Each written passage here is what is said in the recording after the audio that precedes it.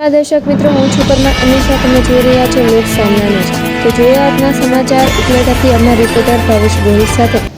રાજકોટ જિલ્લાના ઉપલેટામાં ઘણા વર્ષોથી કાર્યરત સેવાકીય કાર્ય કરતી ઉપલેટામાં આશાપુરા એજ્યુકેશન ટ્રસ્ટ દ્વારા વોર્ડ નંબર 3માં વિનામૂલ્યે અંદાજે 10,000 જેટલા ચોપડા વિતરણ કરવામાં આવ્યું, જેમાં જડેશ્વરનો ખાડો, સોનલનગર, રઘુવંશી, વાલ્મીકીવાસ, જીનમેલ ચોક, ફિલ્ટર પ્લાન્ટ પાસે તેમજ ભવાનીનગર જેવા વિસ્તારોમાં ચોપડા વિતરણ કરવામાં આવ્યા.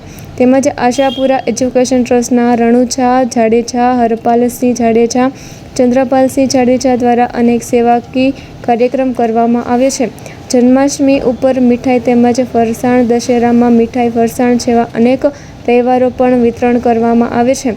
તેમજ કોઈપણ જાતનું કોઈપણ કામ હોય, હોસ્પિટલ, જરૂરિયાતમંદ લોકોને કોઈપણ જાતની જરૂર હોય તેવા લોકોને હર હંમેશ દરેક સેવાકીય પ્રવૃત્તિમાં ખડે પગે રહેતા એવા વોર્ડ નંબર 3ના સદસ્ય ચંદ્રપાલસિંહ જાડેજા તેમજ આશાપુરા ગ્રુપ દ્વારા વિનામૂલ્યે ચોપડાનું વિતરણ કરવામાં આવ્યું હતું. ભારત, મારું નામ કિશોરભાઈ રીબડિયા છે. રણુભા જાડેજા, એમના પુત્ર ચંદ્રપાલસિંહ જાડેજા, હરપાલસિંહ જાડેજા દર વર્ષે જેમ આ વર્ષે બી દર વર્ષની જેમ ચોપડા વિતરણ કરે છે.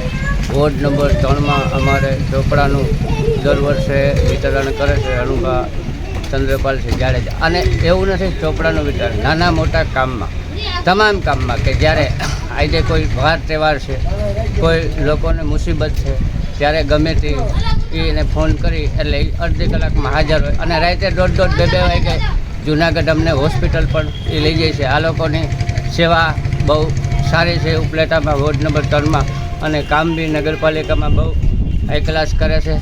બોલો જય ભારત. તો ફરી મળીશું એક નવા સમાચાર સાથે. ત્યાં સુધી જોતા રહો લોક સામના ન્યૂઝ.